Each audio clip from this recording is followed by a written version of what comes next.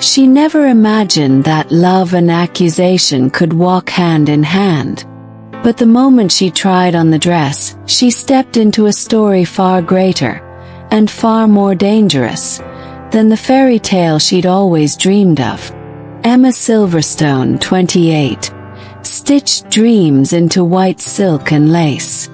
Day after day, she sat behind the sewing machines at Serafina Bridal Atelier in the quiet town of Hartford, Connecticut, conjuring gowns for women who were about to live what she had only ever read about: true sweeping love.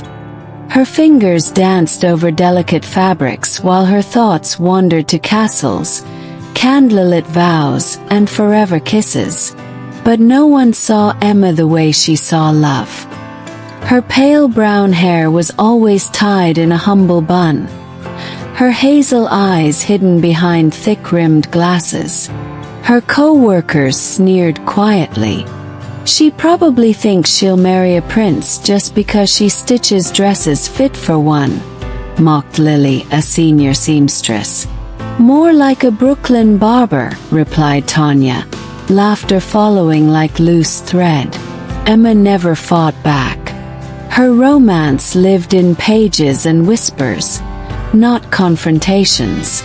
At night, her room was filled with novels stacked like altars, testaments of hope, of passion, of destiny. She devoured them under dim light, heart racing at every first kiss, every "I do." Her quiet life was enough, until the Monday that changed everything. Whispers crackled like static as she stepped into the atelier. Shifted. The tension was stitched into the air thicker than tulle. "What's going on?" she asked, hesitating as she removed her coat. Tanya leaned in. "Didn't you read the paper yesterday? The atelier's been sold. Some billionaire bought us out."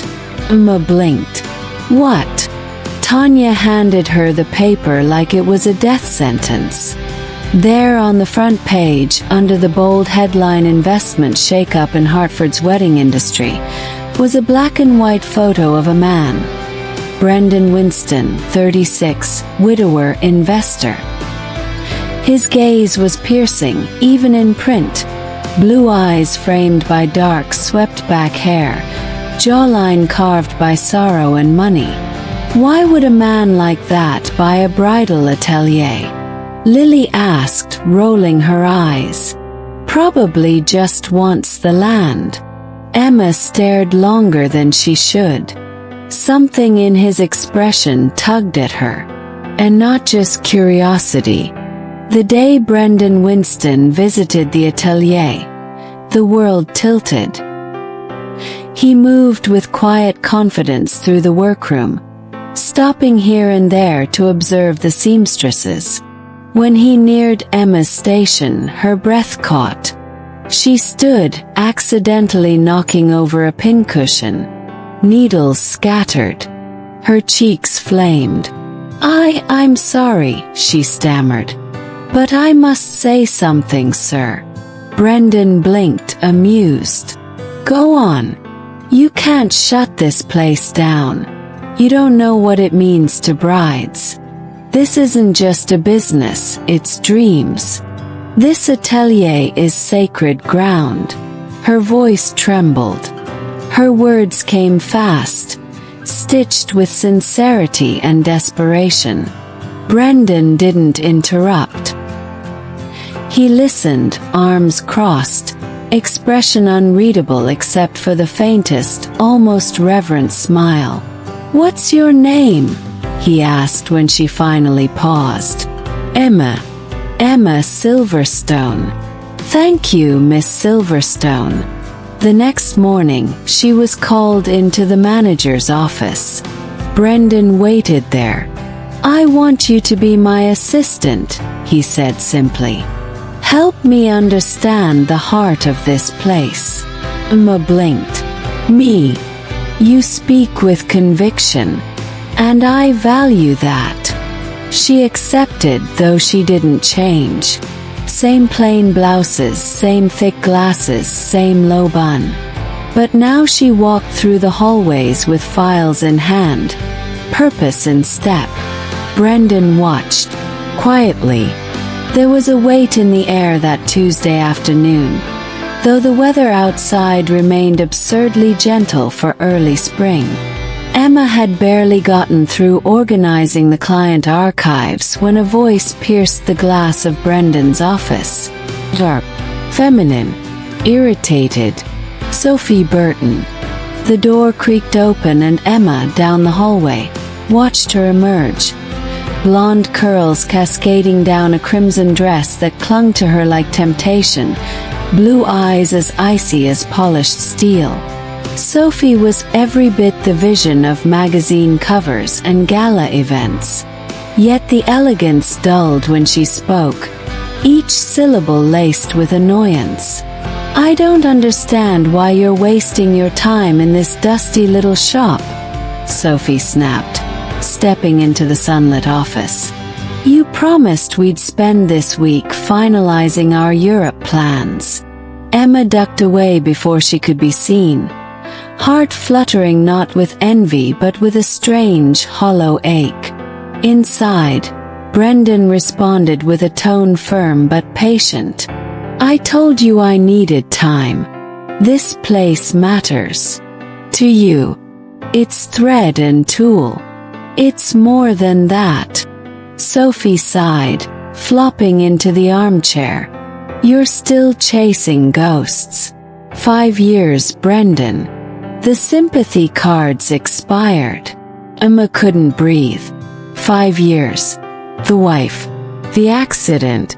She was speaking of a dead woman with that much disdain. That night, Emma stayed later than usual. On her way home, she passed a cafe near Main Street. There by the window sat Sophie. Not alone. A man, elegant suit, confident smile, reached across the table to hold her hand. Sophie didn't resist. She leaned in, lips brushing his cheek. Emma froze. The next morning in the break room, she hesitated, then knocked on Brendan's office door. He looked up, surprised. "Yes, Emma." She stepped inside slowly. "I hope this isn't too forward, but I was wondering, why a bridal atelier?"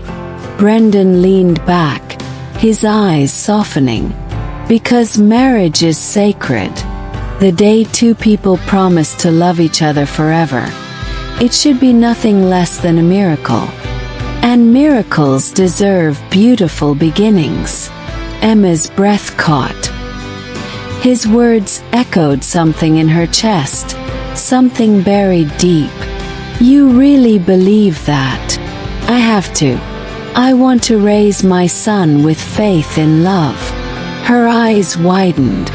"You have a son, David, 3 years old." He lost his mother before he could speak.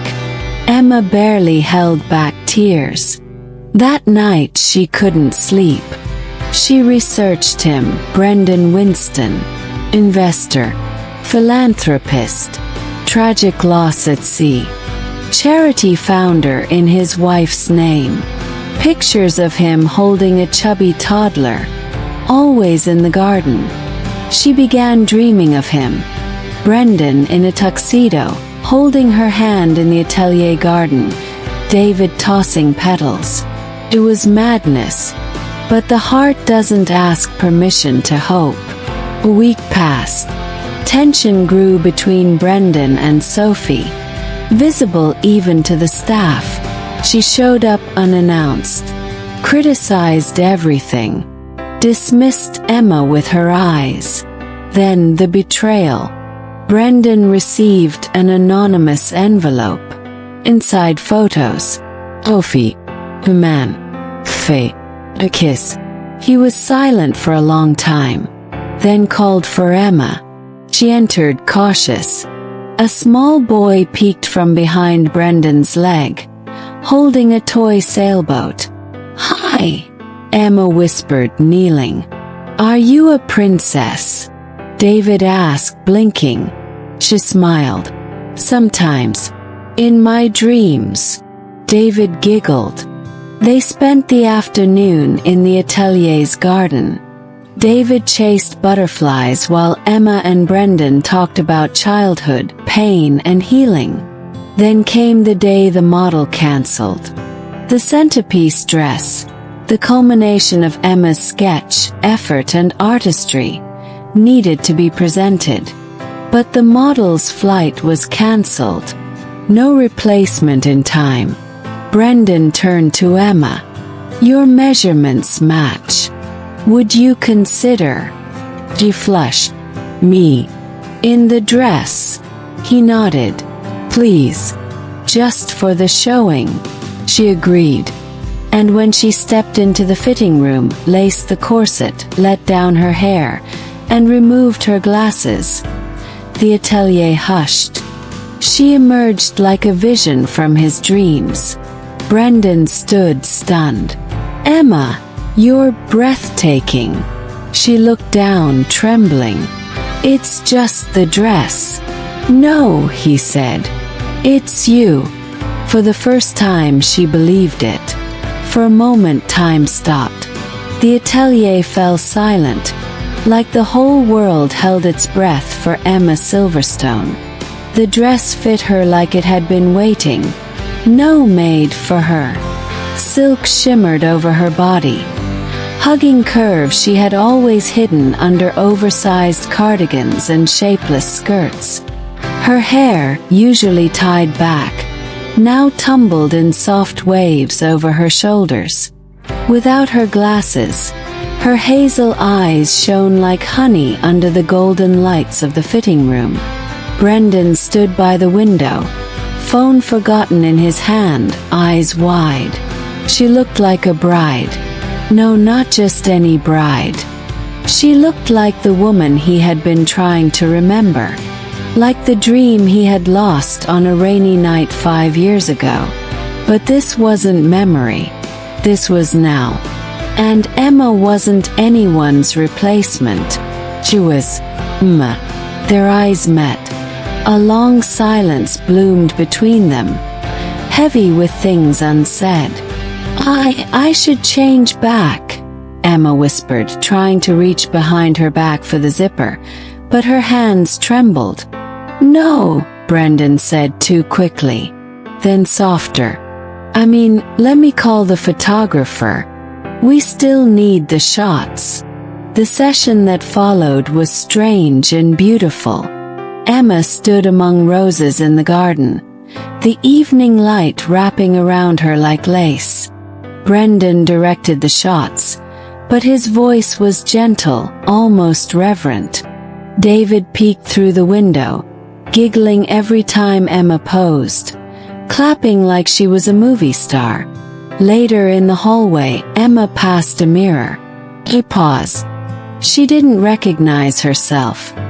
Not because the image was foreign, but because it was honest. She had never seen herself like that before. Powerful, beautiful, wanted, not for fantasy, but for who she was. The next morning, the photos were printed and pinned to the display board.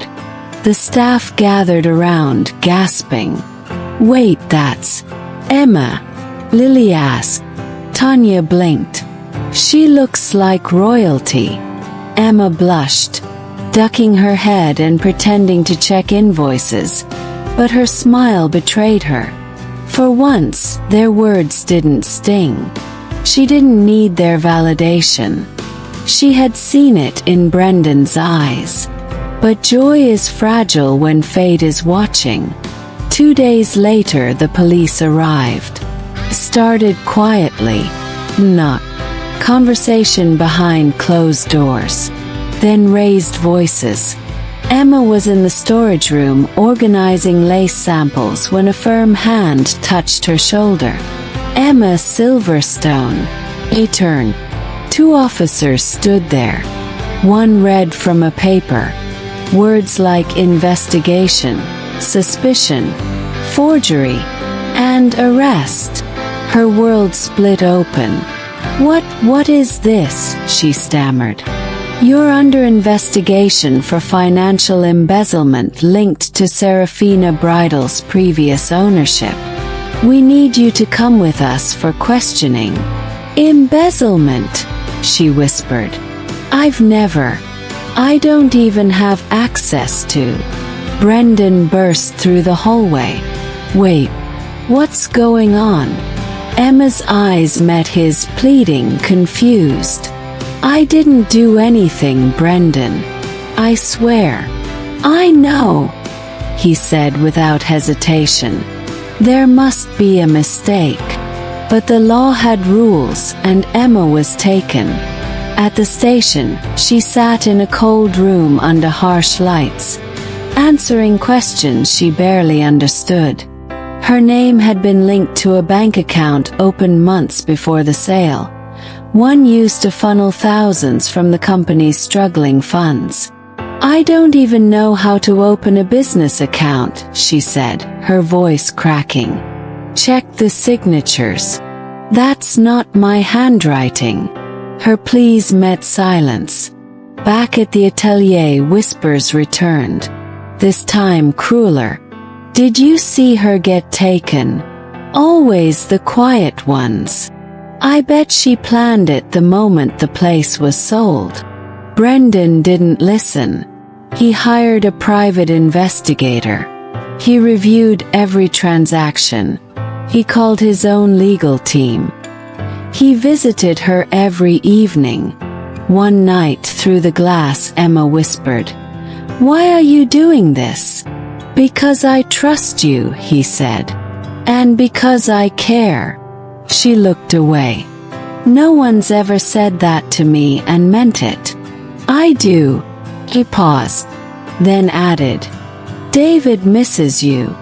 Her hand trembled on the glass. 2 weeks passed.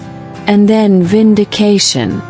The real culprit, Meredith Shaw, the former financial manager, who had used Emma's credentials to mask her own trail. Once arrested, she confessed everything. Emma was released. But something had shifted. When she returned to the atelier, she was met with uncertain glances and awkward greetings. Lily didn't mock. Tanya avoided her eyes. Even the receptionist just nodded silently. But Brendan smiled like he'd been holding his breath for weeks. "Welcome home," he said softly. Emma wanted to cry, but she held her head high. "I heard you had to redesign the spring collection without me," she teased, stepping into his office. He grinned. "I almost burned the place down." They both laughed. And just like that, something healed. In the weeks that followed, Emma fell into a rhythm again. But it was different. People respected her now. Clients requested her by name. And Brendan never left her thoughts. They had lunch together often, usually with David tugging at Emma's hand, asking endless questions. She brought coloring books for him, and he started calling her Em. One rainy Saturday, while waiting out a storm in the break room, Brendan turned to her. "Have dinner with me." Emma blinked. "Dinner? Not work dinner. Just dinner." Her heart stopped. "Yes," she said, barely above a whisper. That night, she wore a soft blue dress and finally wore contacts instead of glasses. Her hair was down again, a touch of lipstick coloring her smile. Brendan picked her up personally. They dined at a quiet bistro an hour outside Hartford, where no one knew them. The food was forgettable, but the laughter wasn't. They spoke of dreams, fears, the books they loved as children. He told her about his late wife, about how he still saw her in waves, in David's eyes, in quiet moments. "I never thought I'd feel this way again," he admitted. Not until you. Emma reached across the table and held his hand. I never thought I'd feel this at all, she whispered. Afterward, they walked in the rain, coats barely shielding them. He kissed her forehead under the glow of a street lamp. Nothing more. But it felt like forever wrapped in a moment. When they returned to the atelier the next morning, Tanya saw them arrive together. Lily raised an eyebrow. So, she lands the boss after a scandal. Emma ignored it. 'Cause she knew. This wasn't a story of seduction. It was a story of survival, of truth, of hearts refusing to give up. Later that week, Brendan invited Emma and David to his estate for lunch. It was the first time she saw where he lived.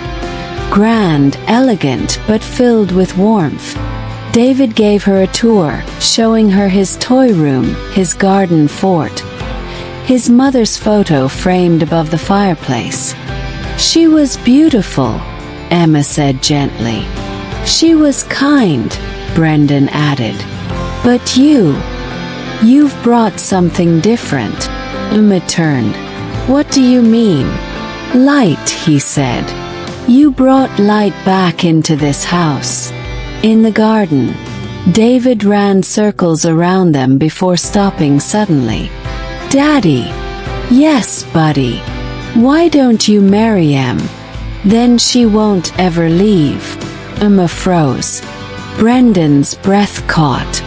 The silence was delicate. And then Brendan knelt, pulling David into a hug.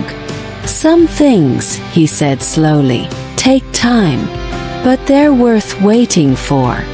Emma turned away, eyes stinging. She didn't know if he was talking to his son, or to her.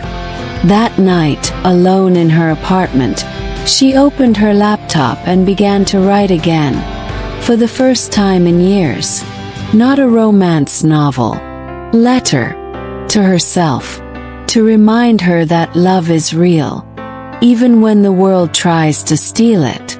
Even when you're accused. Even when you doubt your worth. Love waits. And when it finds you, sees you, even behind glasses, even in silence, even in lace. Brendan remained silent. There were no applause, no silly comments.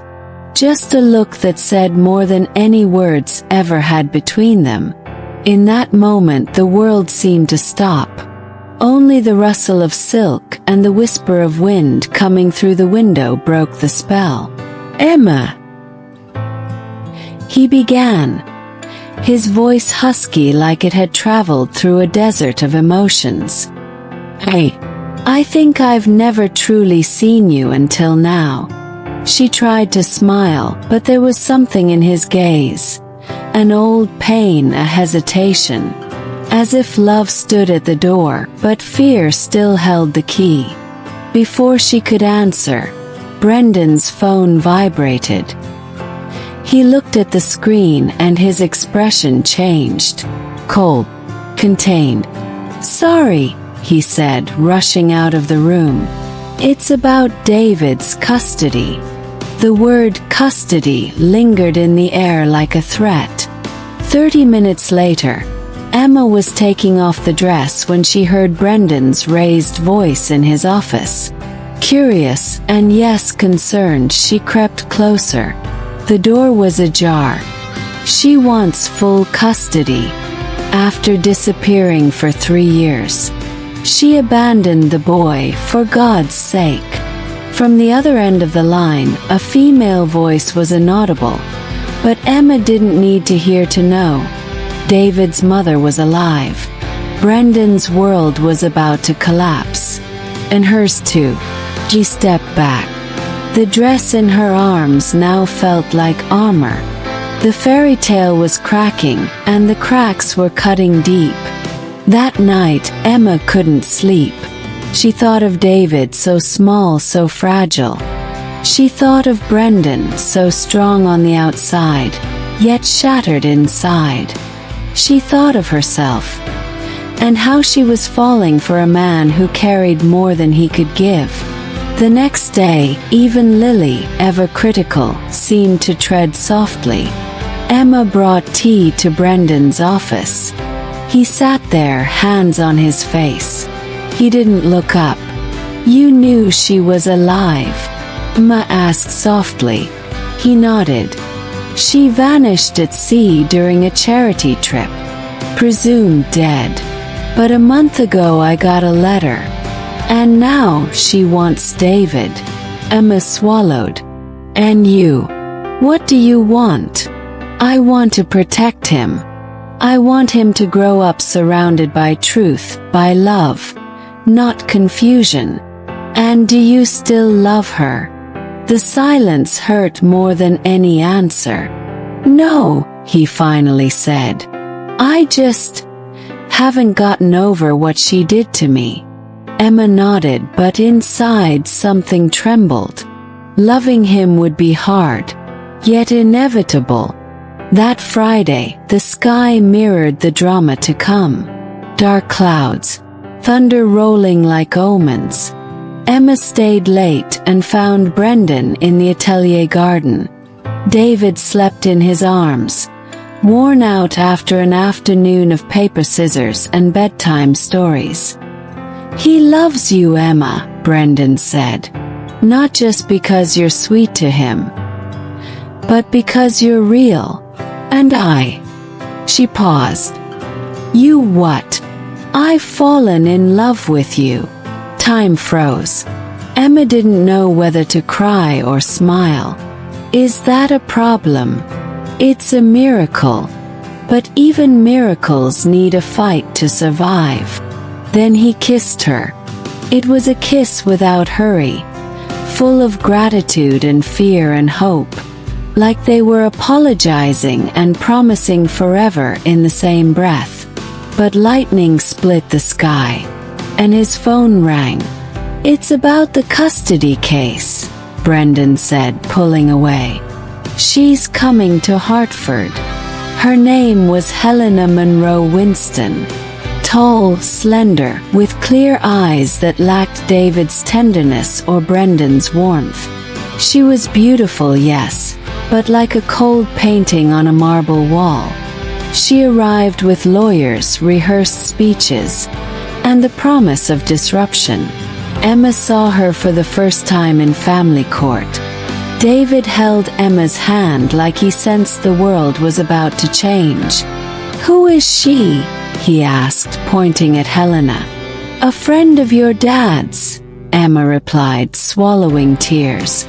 "But today, she's only here to talk with the adults, okay?" He nodded but didn't let go of her hand. Brendan fought hard. But Helena had arguments, money, and now the legal advantage of being a living biological mother. By the end of the hearing, the judge granted mandatory visitation. Helena would have the right to see David, and he would have to meet her. Emma knew then. Brendan's heart was on trial, and so was hers. A few days later, Emma distanced herself from the atelier. She needed to think. And more than that, she needed to protect herself. But Brendan came to her. "Don't walk away now," he said. "I can't lose you too. You need to sort this out with David's mother. Figure out where your heart is. I love you, Brendan. But I won't be anyone's backup plan." He took her hand. "You're not a plan. You're the destiny I didn't know I was searching for." But Emma, with her heart bleeding, stood firm. "Then find me when you know what to do with your past." The next morning, Emma received a letter. Handwritten. No return address. "If you truly love David, meet me at the old bridge at 6 p.m. Lone. If you tell Brendan, you'll never see the boy again." The paper trembled in her hands. Emma looked out the window where David played with the wind. Something dark was coming, and perhaps loving was truly an act of courage. Emma hesitated only a second, but it was enough for fear to take root. The note was real, the handwriting unfamiliar, the message direct and threatening. She reread the last line. "If you tell Brendan, you'll never see the boy again." What kind of mother would write such a thing? She folded the note slowly, tucking it into the inner lining of her bag, and looked over to the atelier garden. David was crouched near the lavender bushes, humming to himself while chasing butterflies. She walked toward him, trying to breathe normally. "Hey, champ," she said, kneeling beside him. "If you could go anywhere in the world, where would you go?" He shrugged. "Anywhere with you." Her throat tightened. That night she didn't eat, didn't sleep. She sat on the floor of her apartment, staring at the letter under the glow of a single lamp, her hands trembling. The bridge at 6. She had to go. But alone. What did Helena want? A bribe? A warning? A confession? Was this even Helena? By morning, a plan began to take shape. Not brilliant, not safe, but necessary. He'd go. But she'd leave clues. Anyone's. A trail someone could follow should something go wrong. At the atelier, she found Lily adjusting a veil on a mannequin. "I need your help," Emma whispered. Lily blinked. "That's new." Emma handed her a sealed envelope. "If I don't call you by 8, give this to Brendan. No questions." Lily frowned. "Emma, what's happening?" Emma only shook her head. "I'm trusting you." At 5:45 p.m., she arrived at the old bridge, a forgotten place just outside Hartford, where willow trees leaned like they'd overheard too many secrets. The air was thick with pollen and unease. At exactly 6 o'clock, a figure emerged. Not Helena. Man. Neatly dressed. His face familiar, but Emma couldn't place it. "You expected someone else?" he asked. She didn't answer. He extended a hand. "James Durrell. I work for Helena. Or rather, I used to." Emma didn't take his hand. "She's not stable," he said quickly. "And she's dangerous when cornered." "You wrote the note." He nodded. "It was the only way to get you here without tipping her off. She has eyes on Brendan. Cameras. People." Emma stepped back. "You're telling me she's spying on him. And you. Since the moment you wore that dress." A chill ran up her spine. James continued. "Helena doesn't want David. She wants revenge. She wants Brendan to suffer the same abandonment she felt when he chose the atelier over her. Left. But she wants to rewrite that story. She wants to take David just long enough to break him." Emma's voice was barely a whisper. "Why are you telling me this?" "Because I owe Brendan. He helped my sister through rehab. Saved her life. I can't watch his be destroyed." He handed Emma a small flash drive. "This is surveillance footage. Audio 2. Enough to stop Helena legally. But she'll strike before you can act. You need to keep David safe. Tonight." Emma's blood turned to ice. "Tonight. She's planning to take him. She has forged documents. False emergency ruling. Judges in her pocket." Emma clutched the drive.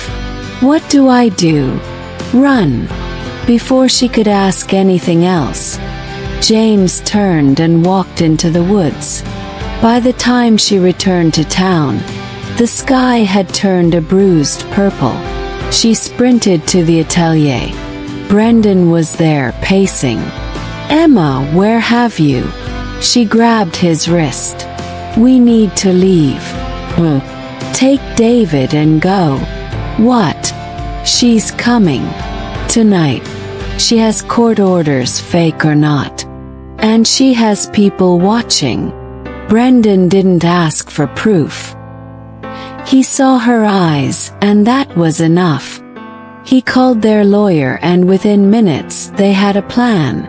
By midnight, Brendan, David, and Emma were in a rental car, heading toward Brendan's countryside cabin, an estate nestled in a thick grove of birch trees by a lake no one ever swam in. David slept between them in the back seat, clutching his toy sailboat. When they arrived, the cabin was silent. The stars above offered little warmth, but inside, the fireplace lit up like a secret they could share. Emma sat by the hearth, flash drive in hand. Brendan stared into the flames. "Why does everything beautiful end in war?" She looked at him. "Not everything. Some things are forged in fire and come out stronger." He met her gaze. "You think we'll survive this?" "I don't think," she said. "I believe." The next morning, David ran barefoot on the wooden porch, chasing the wind, while Emma and Brendan sorted through the data.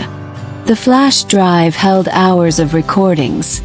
Helena speaking to lawyers about leverage, her mocking voice calling David a prop, and even a phone call where she admitted staging her disappearance for drama and donations.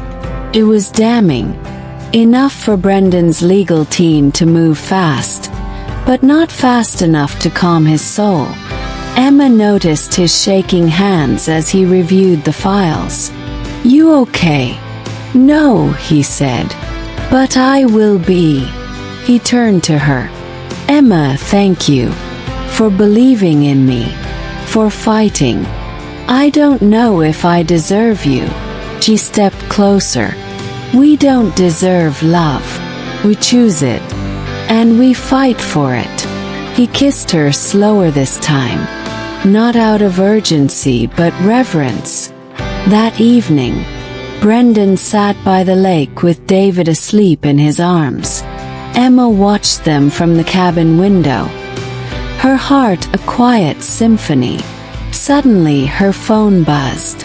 An unknown number. She answered cautiously. A woman's voice. "Hello. Bitter. You're making a mistake, Emma." "Helena. You think you've won. You think love can protect you." Emma's voice was steel. "I think truth can. You don't know the truth. Ask Brendan why I really left. Ask him what happened in Santorini. Ask him about the fire." The line went dead. Emma stood frozen. The fire. She turned to Brendan. "Santorini. What happened?" His face went pale. "You heard her." "Yes." He sat down, shoulders slumped. "There was a fire. On our anniversary. We argued. She was drunk. I left the villa to clear my head. When I came back, the place was in flames." "Was she inside?" "No. She said she'd been trying to light candles. That she'd passed out. But something never added up. The fire started in the guest wing, where we stored David's baby things." Emma gasped. "You think she meant to destroy them?" "I don't know. But after that she disappeared." Emma sat beside him. "She blames you for the fire. She blames me for choosing a dream over her chaos." Silence settled. Heavy. Ancient. The next morning, the court granted Brendan temporary full custody. With the new evidence, Helena's visitation rights were revoked pending psychiatric evaluation. But war leaves scars even when won. At the atelier, Emma stood before the mirror once more. The dress still fit. But now she wasn't a girl dreaming of love. She was a woman who'd fought for it. Brendan entered quietly, David on his shoulders. "I had the dress cleaned," he said. "It deserves more than dust." She smiled. "So do we." He stepped closer. "Marry me." She blinked. "What?" "Not now. Not even next year. Just when we're ready. When David is old enough to walk you down the aisle. When we've earned peace." She nodded, tears sliding down her cheeks. "Yes, someday. Absolutely yes." David clapped. "I like weddings." They laughed together like survivors. Like family. Outside, the sun pierced the clouds. And somewhere in the shadows, Helena watched, smiling. Because a broken heart never forgets. Emma never imagined that her quiet life at the bridal atelier would turn into a battlefield of love, loyalty, and lies. The days after the custody hearing unfolded like a tightrope walk above a chasm of doubt and fear. She woke each morning with a taste of tension lingering in her mouth, a bittersweet blend of hope and dread. Brendan seemed more distant now. Yet in the stolen moments when their eyes met, the fire that had begun to kindle between them flickered fiercely. Brendan was no longer just the aloof, stoic investor she'd met months ago. He was a man wrestling with ghosts, trying to shield his son from a past that threatened to unravel their fragile peace. One afternoon, Emma was in the sewing room, carefully adjusting a delicate silk overlay on a gown, when the doorbell rang sharply. She wiped her hands on her apron and walked to the front. Outside, standing on the doorstep, was Helena Monroe Winston, the woman whose presence had fractured Brendan's life, and now threatened to fracture Emma's budding dreams. Helena's icy blue eyes locked onto Emma's with a challenge. "I thought I might find you here." Emma's heart pounded, but she squared her shoulders. "How can I help you?" Helena smiled thinly. "Brendan told me you're the one looking after David these days. I just wanted to introduce myself properly." Emma invited her in, masking her unease with politeness. Helena's sharp gaze swept the room, lingering on the delicate fabrics and sketches scattered across the tables. "I've heard so much about you," Helena continued, her voice cool but laced with something darker. "They say you're a wonderful influence on David." Emma felt a flicker of warmth at the compliment, but it was short-lived. Helena's words soon turned to accusations veiled in civility. "You must understand, Emma, that David deserves to know his mother. No matter how much Brendan tries to shield him, the truth will out." Emma's eyes narrowed. "And what truth would that be?" Helena's smile sharpened. "That I didn't disappear. That I was forced to leave, for his safety. There are things you don't know, things Brendan won't tell you." The air grew heavy, thick with unspoken secrets. Emma felt the weight of the moment crush her chest. If Helena was telling the truth, then Brendan's entire world was built on shadows. That evening, Emma and Brendan sat in the dim light of the atelier, surrounded by the soft hum of sewing machines and the scent of lavender from the garden. "Helena was here," Emma said quietly. Brendan's jaw tightened. "I know. She said things you haven't told me." He sighed, rubbing the bridge of his nose. There are some wounds best left closed. Emma reached out, touching his hand. We can face them. Together. Brendan looked at her, the storm in his eyes softening into something fragile and hopeful. Together, he whispered. Days passed with uneasy calm. But the fragile peace shattered when David's kindergarten teacher called Emma with alarming news. David's been asking about his mother, the teacher said gently. He's confused, upset. I think it's time he knows the truth. Emma relayed the news to Brendan, whose face hardened. We need to tell him, he said firmly. That night, under the soft glow of a reading lamp, Brendan knelt beside David's bed. David, he began, voice steady but tender. There's something important I want to tell you about your mom. The boy's wide eyes searched his father's face. She loves you very much. She had to go away to keep you safe. But no matter what, you're surrounded by people who love you. Your dad and Emma. David smiled sleepily, reaching out for Emma's hand, which was resting on the bed. In that moment, Emma saw a future glimmer. Fragile but real. But life has a way of testing even the strongest hearts.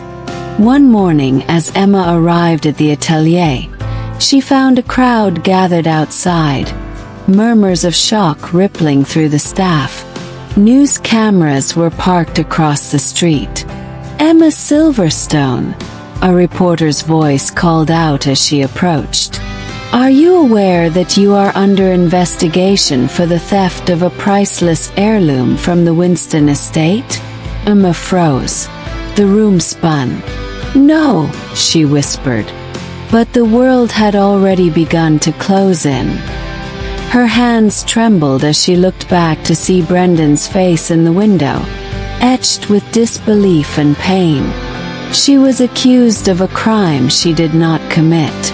Emma's dreams of love and freedom were suddenly chained by suspicion and betrayal. But the fire in her heart refused to be extinguished. The accusation hung over Emma like a storm cloud refusing to break. The atelier, once a sanctuary of dreams and delicate stitches, had become a crucible of suspicion and whispered doubts. The staff looked at her sideways. Clients canceled appointments. The whispers thickened like smoke in the air. Emma's heart cracked with the weight of it all. How could she prove her innocence when the evidence was stacked like a mountain against her? The heirloom, the priceless pendant that had belonged to Helena's family for generations, was missing, and all fingers pointed to Emma. The very place she poured her soul into was now the scene of betrayal. Brendan's silence cut deeper than any accusation. He was torn, caught between the man who wanted to believe in Emma and the father who feared for David's safety. One rainy evening, as the atelier's windows blurred with raindrops, Emma sat alone, clutching the pendant Helena had entrusted to her for safekeeping, now vanished without a trace. Her phone buzzed. It was Brendan. Emma, can we talk? His voice was rough, exhausted. She nodded, heart racing. At the cafe where they met, the rain continued to fall softly, washing the world clean yet leaving the past stubbornly clinging to their steps. Emma, Brendan began, I want to believe you, but the evidence... It's complicated. I didn't take it, Emma whispered, eyes glistening. You have to trust me. He searched her face, desperation flickering behind his stoic exterior. I do. But someone wants to tear us apart. The truth was deeper than either of them realized. Behind the scenes, Helena was maneuvering shadows with ruthless precision. The custody battle was just a piece of a much darker puzzle. The missing heirloom was a pawn in a game of revenge and power, an echo of a secret buried long ago, threatening to drown them all. Emma refused to crumble. She launched her own investigation, piecing together clues in the quiet hours when the atelier was empty, every thread and fabric a silent witness to her resolve. One night, she discovered a hidden compartment in an old trunk left by the previous owner. Inside, a bundle of letters, yellowed, fragile, and filled with cryptic references to a scandal that had rocked Helena's family decades ago. The letters spoke of betrayal, lost love, and a curse placed on the family fortune. Emma realized the theft was not about greed but about burying a past that some wanted to keep hidden forever. As she delved deeper, Emma's connection with Brendan grew stronger, not just in love but in battle. They were partners in every sense, their shared pain forging a bond unbreakable even by lies. But the fight was far from over. The final confrontation came on a night thick with tension and thunder. The atelier's garden, once a place of joy and light, now seemed haunted by shadows. Emma stood facing Helena, the woman who had become the architect of their torment. Helena's eyes were cold fire, and her voice was steel. "You should have stayed out of this, Emma. Some truths are better left buried." Emma's gaze was steady. "I'm not afraid of your shadows." Brendan arrived, holding David's hand. "This ends tonight." Helena sneered. "You think you've won. This family has secrets that will destroy you all." But Emma stepped forward, clutching the missing pendant, found hidden in the compartment she discovered. "It's over, Helena," she said softly. "The past can't control us anymore." In that moment, Helena's facade cracked, revealing a vulnerability beneath the ice. The war that had torn them apart began to thaw, and a fragile piece emerged from the ashes. Brendan pulled Emma into a fierce embrace, the storm outside echoing the storm within their hearts. David laughed, chasing fireflies under the moonlight, a symbol of hope renewed. Love, they realized, was not just about fairy tales. It was about courage, about standing firm in the face of darkness, and choosing to believe in the light. Emma's journey from accused to redeemer was complete. The atelier was alive again, humming with dreams and possibility. And as she looked into Brendan's eyes, she knew their story was only just beginning. The clock read 5:47 p.m. when Emma arrived at the old bridge. The sky was pale, as if the sun was too afraid to shine on what was about to unfold. The wooden planks creaked beneath her steps, and the breeze blew cold, like a whisper from fate. The letter had no signature, but the threat was clear, and Emma knew that for David, she would face anything. She expected to meet a desperate blackmailer, perhaps Helena, out of her mind, seeking some twisted revenge. What she didn't expect was the man who appeared at the other end of the bridge. The same man she'd seen with Sophie at the cafe. "You," she whispered. He smiled, a rehearsed, soulless grin. "Emma, finally we meet. My name is Garrett. Let's just say I'm someone invested in the Winston family's future. What do you want with David? Relax. No one's getting hurt," he said, walking toward her slowly. "I just want a little agreement. You help Brendan sign over some minor shares in the foundation. Symbolic, really. And you disappear from his life. In return, David stays safe, happy, with his father. Emma didn't move. Every cell in her body screamed to run, but she knew that giving in meant handing Brendan to a trap. Why would I do that? Because you love that boy, Garrett said coldly.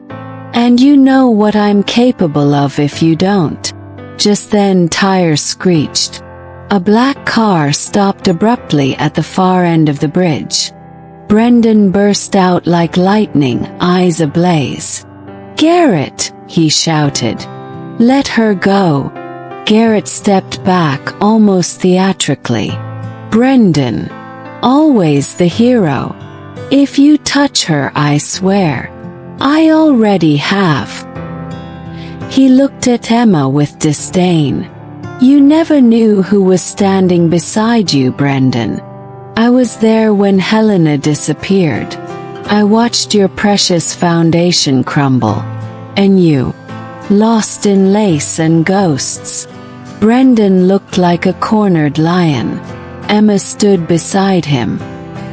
"He threatened David," she said. "Said he'd only back off if I heard," Brendan said. "It's over." For a second, Garrett faltered. Then another figure stepped out of the car. Female. "Helena. Why am I here?" she asked, confused. "You said this was about my son." "It is," Garrett replied. "But since everyone's here, let's settle things now." Helena looked at Emma. Her eyes had lost their coldness. "You're the one who got my letter." Emma nodded. "So you read it. And still came." "David deserves someone willing to fight for him," Emma replied. Brendan took Emma's hand. In that gesture was every word he had never spoken. Helena watched quietly. Then finally she said, "Garrett used me. Told me he could help me reclaim what was mine. But all he did was use my name to threaten my son." She turned to Garrett.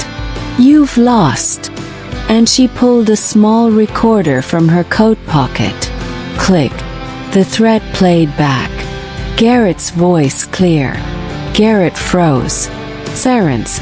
Police cars turned onto the road. Brendan let out a shaky breath. Emma closed her eyes briefly. As Garrett was cuffed and shoved into the squad car, he looked at Emma with venom. "This isn't over." But for them, it was only beginning. 2 months later, summer arrived in full bloom. The atelier's garden flourished as if celebrating a victory. David ran through the flower beds with a toy car, while Brendan fixed his shirt buttons under the ivy-covered pergola strung with golden lights. Emma stepped through the atelier doors, wearing white, like that first runway. But this time, it was real. Helena sat in the front row, alone. The custody arrangement was now peaceful, and she'd learned to love the child she once didn't know. Brendan met Emma halfway down the garden aisle. David ran up to them, holding the rings. "Are we a family now?" he asked, with the innocence of someone who wants only love. Emma knelt and cupped his face. "We already are, my love." And then, between tears and promises, Brendan and Emma said yes. A yes between ruins and rebuilding, between loss and rediscovery. A yes written in the margins of pain. A yes that would echo into forever. 3 years later, the atelier was no longer just a boutique. It had become something of a legend. Brides came from distant cities to find the dress that tells your story, as the gold-lettered sign now read above the ivy-covered doorway. But Emma Winston, yes Winston, Never let success turn her heart to stone. Her hands still stitched, her soul still listened. Today she stood before a new bride, nervous, blushing, holding her mother's veil. Emma adjusted the bodice gently, smiled, and said the same thing she always did. "You're not here to wear a dress. You're here to become a vow." Outside the atelier, Brendan stood with David, now 6, taller, always full of questions. They were setting up chairs for the local summer wedding showcase. "She's going to cry again," David said, peeking through the window. Brendan laughed. "Probably. She always does when they say, 'I do.' That's what makes her amazing." Emma emerged with her clipboard and sunglasses, commanding her domain with soft grace. She kissed Brendan quickly and tousled David's hair. "Did you eat breakfast?" "2 muffins and a juice box," David reported. "Health icon," Emma teased, and then turned serious. "Okay, we need to reset the garden lighting. Oh, and the flower arch is tilting again." Brendan, already on it. They moved as a team, with the unspoken sync that only comes from weathering storms together. That afternoon, after the rehearsal, a delivery boy arrived with a single letter. No sender. Just the word, "Bridge." Emma opened it slowly. "You made it. That's good. But life's not done testing you. Love fiercely. Guard your peace. And if the day comes when the bridge calls again, don't walk it alone." There was no signature, but she knew the handwriting. Garrett. No one had heard from him since the trial. Rumors said he fled the country. Others claimed he was in prison under another name. Emma read the letter once more, then folded it neatly and slipped it into the same box that held her first design sketch and a photograph of David's tiny hands covered in paint. She turned to the open window and whispered, "I'm not afraid anymore." Late that night, Emma sat in the garden with her journal. The moon cast silver on the page as she wrote, "Love is not safe. It never was meant to be. It walks with us through fire, through silence, through broken bridges and open doors. But when it is true, it rebuilds what we thought was lost. And I choose it." Over and over. Brendan appeared, barefoot, holding 2 cups of tea. "You always write in moonlight. Only when the memories demand it." He sat beside her. "What did they say tonight?" Emma read him the words. He nodded. "They're true." She leaned her head on his shoulder. The night hummed with cicadas and peace. Then a soft voice broke the stillness. "Mom!" Emma turned. David stood in the doorway in his pajamas. She smiled. "Can't sleep, little knight." He padded toward her sleepy-eyed, clutching his old sailboat toy. "Will you tell me a story?" Brendan lifted him onto his lap. Emma wrapped them both in the soft wool blanket. And so she began. "There once was a boy who carried stars in his eyes and a question in his heart. The wind stirred the ivy. The moon listened. And in that quiet corner of the world, love was no longer just an idea, or even a vow. It was a home. A garden stitched by hands once trembling with fear. A family built not on perfection, but on the courage to try again. A story that didn't end with a kiss, but with the kind of forever that keeps growing, even after the last page."